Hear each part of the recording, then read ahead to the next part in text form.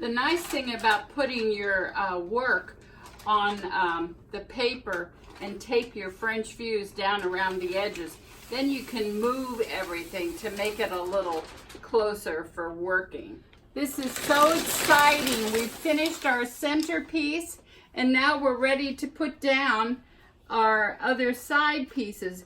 You can see how we attached the freezer paper or the French views to our big working drawing, and now I'm going to put the extensions on here so we can finish putting these big pieces down. Okay, now what we're going to do, we've taped this to the table to try to keep this flat. You know, it's been kind of crumply because we've been working around the edges. Have no fear, just kind of spread it out, and then we'll make sure that we have the textured side up.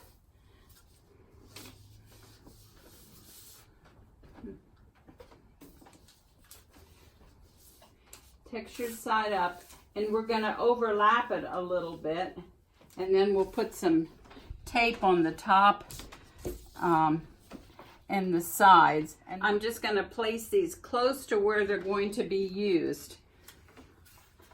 These are nice big pieces that will seal all this together. So we're gonna start working on building the outside edge, and these long pieces that we cut a while ago, the freezer paper acts as a stabilizer, so I'm just gonna take the iron and run it over one more time, just to make sure that they're fully attached.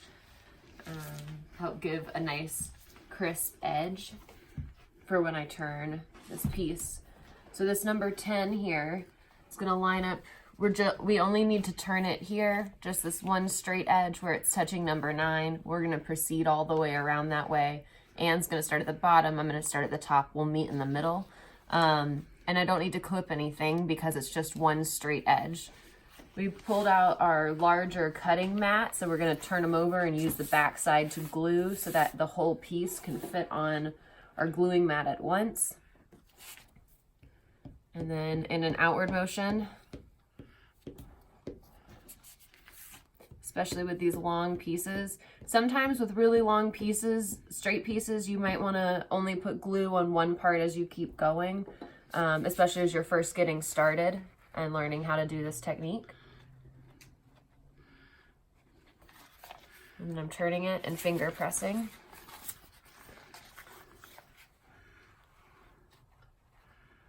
Okay, so now that we've turned our seam allowance, to do a second gluing, you just need to put glue stick where you've turned the freezer paper patterns, stabilizing your fabric so that you can attach it to the French fuse, which will go underneath, and that's what will bind.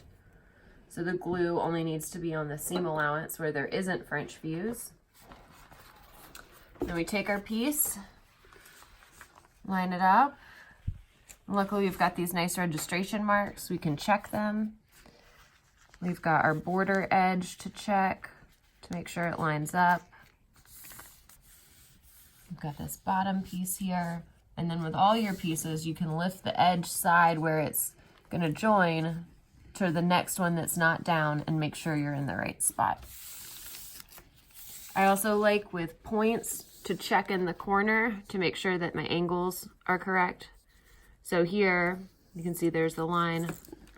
That looks great. And then take your big iron. We could use our sealing irons for this, but they're small.